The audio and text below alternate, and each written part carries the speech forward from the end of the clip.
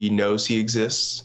Donald Trump gave him that presidential pardon to validate and justify his actions. And the validation now, I'm sure, is swimming through the crowds of the people who participated in January 6th. Like, I was on YouTube and I saw the son of Wesley Reffitt, I believe his name is, the son of one of the guys who was pardoned by Trump, who was at January 6th. This kid turned his father in. So that's why his father was serving time for January 6th. So I saw Democracy Now! Did an interview with this kid. And I wanted to share it with you guys. Let's see let's see how this kid explains himself. Received numerous death threats. Jackson Reffitt joins us now from an undisclosed location. Hi, Jackson. Thanks so much for being with us. Can you talk about what your father did at the time, what you reported, and why you're so afraid right now? I mean, first of all, you look at this kid already, and you're like, oh yeah, I could totally picture this kid doing that. Well, at the time, my father was really getting into all this, 3%er militia movement following the events of 2020 leading into 2021. And that quickly escalated in 2020, bleeding into January 6th, talking about what he's going to do. So I informed the FBI just to alleviate a lot of the paranoia and unknowingness that I had at that time.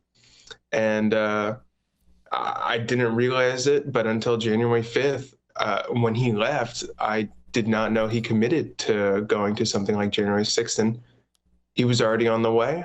And he then stormed up the Capitol steps with body armor, zip cuffs, and a handgun on his side, and came home clicking his heels in joy and validation over what had happened. And it was a terrifying moment in my life to think that happened and happened to our family. It's unreal to even think about now. So, Jackson, how do you understand why your father was drawn to these groups? I understand it to be, the fear-mongering that the Trump administration really put on these people. I understand capitalism can atomize people and families and make them feel so alone. And oof, capitalism. Oof. Man, he just sounds like the stereotypical lefty, hippy-dippy little shit, doesn't he? Destroyed. But, post 2016, my family really had a huge crisis when the price of oil collapsed. My father lost his job from overseas. And when we hit back in America, we were picking up bed frames off the side of the road, and sleeping on the same blow-up mattress, downloading movies from Netflix, bringing them home and watching them on the TV because we had no internet. And leading from the Trump administration from 2016 onwards, my father really gripped onto what Trump was saying, really gathered what he was offering and trying to give to my family. Of course, that only led to him running up the steps of the Capitol with a gun on his waist and years in prison. But, I understand it to be that he was trying to defend my family and do what he thought was right. But, that inevitably led to what it is now. Well, and Jackson. So on one hand, he understood that he felt his father was doing what he felt was right. He understood that, but he was like, nah, gotta turn this guy in. Gotta turn him into the FBI. Lock this guy up. Lock my dad up right now. What are you guys thinking about this so far? Sound off in the comment section below. Smash that like button if you're enjoying. Let's continue. Following this pardon, you said that, quote, I can't imagine what he's going to be willing to do now.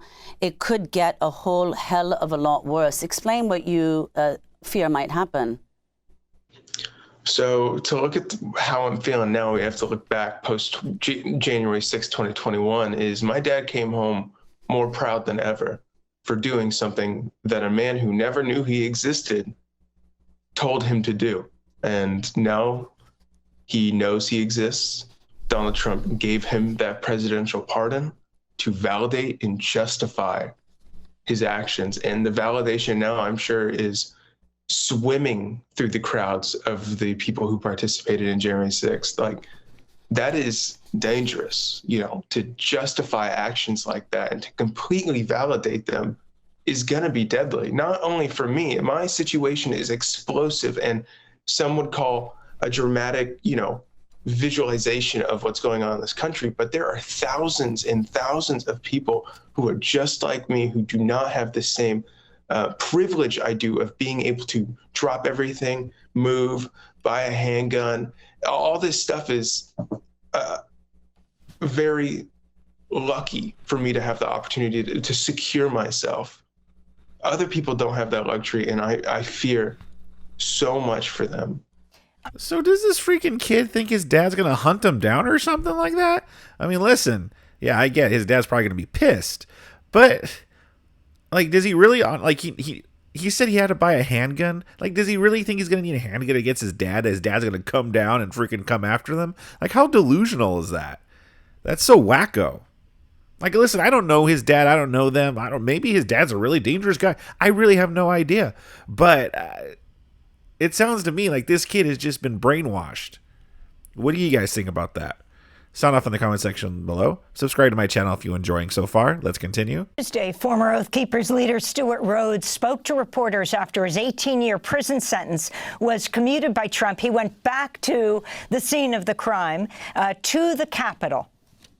I feel vindicated and validated. Yes, absolutely. Of course, I haven't gotten a pardon yet. I got commutation.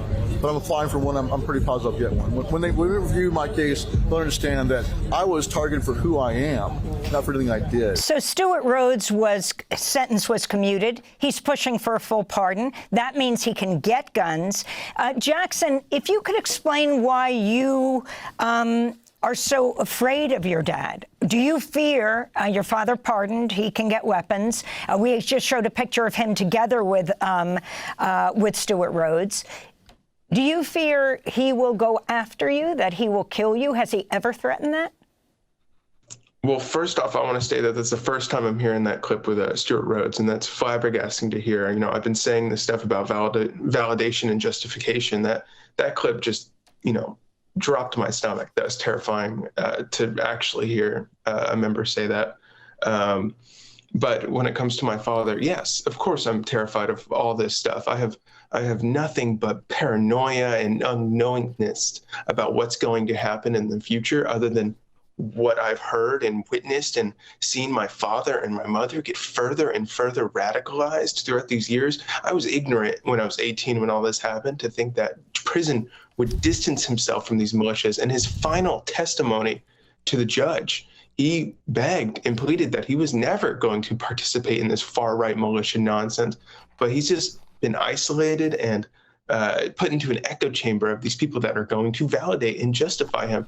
So I have no idea what my father is thinking right now. He can say whatever he wants, but his actions are the real thing that matter, and his actions have not shown any sort of growth. It has shown a further and further hole, a rabbit hole. I love my father deeply, but this is not a healthy thing to dive into. So yeah, it seems like his fears aren't grounded in reality. It's not like it's because personally in their personal life his dad was abusive or anything. He's had instances of violence toward his son. It just seems like, no, my dad's a far-right extremist now, so I gotta be careful and I gotta watch myself and I gotta protect myself. It just seems to me like this kid was just brainwashed, indoctrinated by the mainstream media and school or whatever like that. I don't know if this kid went to college or not, but it seems like he's just been indoctrinated. It's funny because he's projecting like, oh yeah, like his father is the one who's indoctrinated, his father is the one who's going extreme, but he's the one that's been brainwashed because he's now thinking his dad's a dangerous man just because he went to the Capitol, just because he's a fan of Donald Trump. And that led him to turn in his own father to the FBI. That's freaking wild. I don't know if this kid's always been a little shit, or if maybe, again, he's just been brainwashed and indoctrinated, and that's why he did this. It's funny, though. I've heard stories from people who actually lived through communism and stuff, and it was a similar type of way, where in communism, they would be encouraged to turn in their neighbors, encouraged to turn in even their own family members if they spoke out against the Communist Party. This is very similar to that. I want to see the interview from the dad. I want to try to see if there is an interview from the father, because I want to see his point of view. I want to see what he thinks about his son turning him into the FB freaking I. What do you guys think about today's clip, though? Did you guys enjoy it? Do you guys like seeing stuff like this? Sound off in the comment section below. If you enjoyed it, subscribe to my channel. You'll be helping me out a lot. And if you did enjoy today's clip, I got a whole bunch more goodies for you on the screen and on my channel to click away and enjoy.